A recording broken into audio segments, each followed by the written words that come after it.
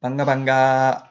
안녕하세요. 박용덕입니다. 2024년 제35회 공인중개사 시험 대비 기출 보객이 19회 29번입니다. 틀린 것은 했는데 1번 가격을 속인 것도 거짓된 은행 금지행위에 해당됩니다.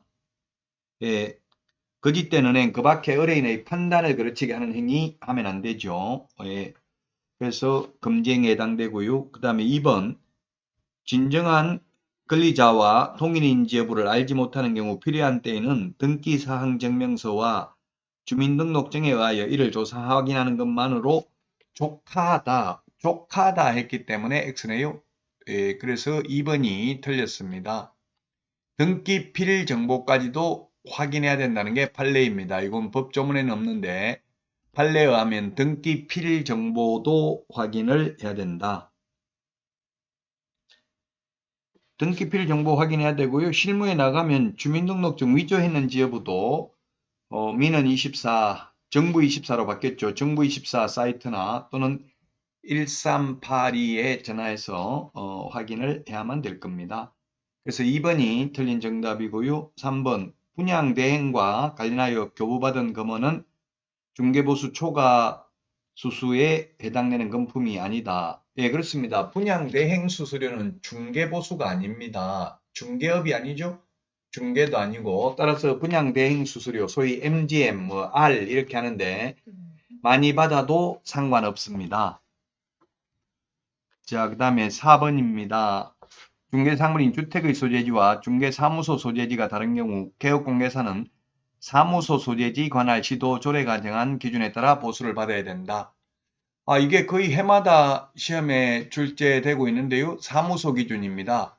실제, 근데 이거는 참, 이 교수님들이 출제를 하기 때문에 현실을 모르고 출제해서 그런데, 실제 16개 시도 조례가 똑같습니다. 중개보수요율이. 그러나 시험에 나오면 사무소 기준입니다. 만약에 사무소가 서울특별시에 있다면 인천광역시에 있는 아파트를 또는 경기도에 있는 아파트를 중개해도 서울특별시 조례가 정하는 보수를 받는다는 내용이 되겠습니다. 자, 그 다음에 5번 지문입니다. 자격증이 없는 자가 거래를 성사시켜 작성한 계약서에 공인중개사인 개업공개사가 자신의 등록된 인장을 날인하는 방법은 공인중개사 자격증 대여 행위에 해당된다. 네, 그렇습니다. 만약에 계약서 작성할 때는 가지 않다가 토요일, 일요일 날 그 사무소 보관용 계약서에다가 직접 서명 날인을 했다 하더라도 실질적으로 중개행위에 관여하지 못했다면 양도 대여에 해당이 됩니다. 따라서 2번이 정답이 되겠습니다. 다음은 30번 문제 보도록 하겠습니다. 역시 틀린 것입니다. 1번 갑, 을, 병 사이에 순차적으로 매매계약이 체결되었는데 등기는 최초 양도인 갑으로부터 최종 양수인 병 앞으로 격려하기로 하는 3자 간의 합의가 있는 경우 병은 직접 갑에 대하여 이전 등기를 청구할 수 있다. 중간 생략 등기는 처벌의 대상은 되지만 유효합니다. 그래서 맞습니다.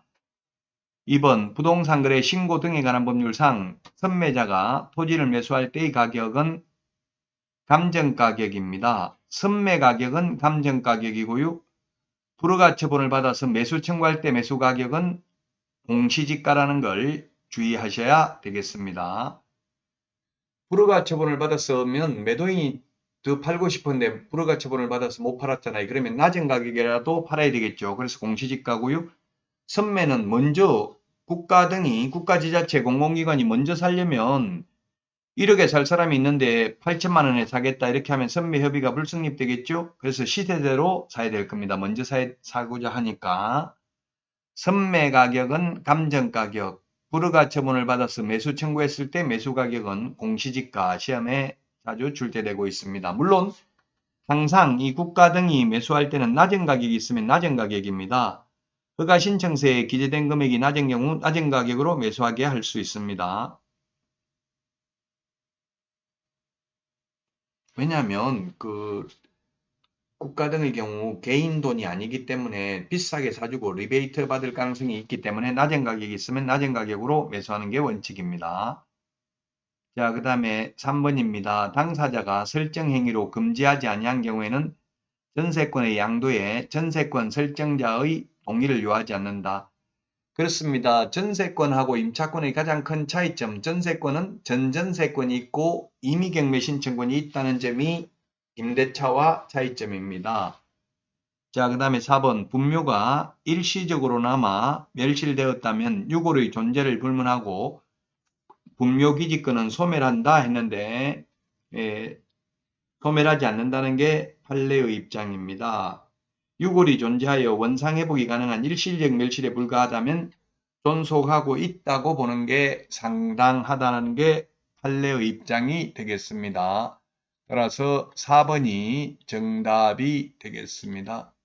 일시적 멸실에 불과하여 원상회복이 가능하다면 분묘기지권은 존속하고 있다고 보는 게 상당하다. 자, 그 다음에 5번 매수인이 착오로 인접토지의 일부를 그의 토지에 속하는 것으로 믿고 점유하고 있다면 그 점유의 방법이 분묘를 설치 관리하는 것이라도 자주점유에 해당한다. 자주점유에 해당되니까 그 토지 소유권을 시효 취득한다는 이야기입니다. 남의 땅인데 그러니까 만약에 1번지, 2번지 경계에 있는 땅인데 만약에 1번지 주인이 2번지 중 일부가 자기 땅인 줄 알고 거기에다 묘를 설치했다면 시효 취득이 인정된다는 이야기입니다. 자주점유니까 자기가 주인이라고 생각하고 점유하는 게 자주점유고요. 타인이 주인이라고 생각하고 점유하는 게 타주점유죠. 타주점유의 경우 시효 취득을 할 수 없죠. 자, 그래서 4번이 정답이 되겠습니다. 다음은 31번 문제입니다. 확인설명서 서식 4가지 서식에 공통적으로 기재해야 될 사항입니다. 공통적 기재사항. 대권, 금세, 실수 이렇게 암기를 했죠. 대상 물건의 표시, 권리관계, 거래 예정금액, 실제 권리관계, 그 다음에 취득 관련 조세, 중개보수 산출 내역입니다. 따라서 정답은 5번이 되겠네요. 내진설계 적용 여부 요거는 1, 2의 서식만 해당되죠. 3. 토지와 4. 임목, 공장재단, 광업재단은 해당되지 않습니다.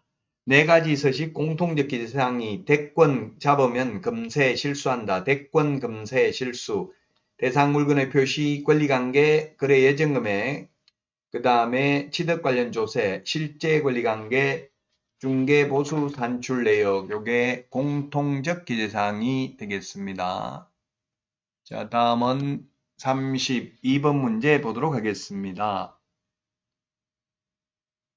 갑가을은 2021년 10월 30일 서울특별시 소재 갑소유 X상가 건물에 대하여 보증금 5억 원, 월차임 500만 원으로 하는 임대차 계약을 체결한 후 을은 X건물을 인도받고 사업자 등록을 신청하였다. 이 사안에서 개업공개사가 상가건물 임대차보호법 적용과 관련하여 설명한 내용으로 틀린 것을 모두 고른 것은 했는데 일시사용을 위한 임대차임이 명백한 경우에는 고려하지 않았다. 일시사용을 위한 임대차임이 명백하면 상가건물 임대차보호법 적용하지 않죠.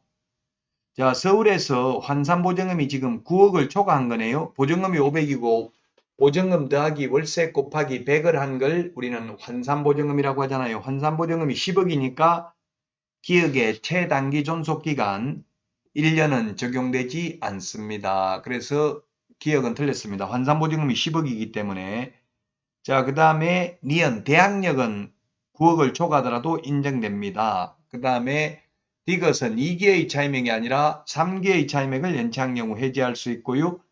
자, 그 다음에 리얼, 을은 사업자 등록 신청 후 X건물에 대하여 저당권을 취득한 정보다 경매 절차에서 우선 면제를 받을 권리가 있다 했는데 환산보증금이 서울에서 9억 초과하면 우선 면제, 최우선 면제 모두 적용받을 수 없습니다. 따라서 정답은 4번이 정답이 되겠습니다.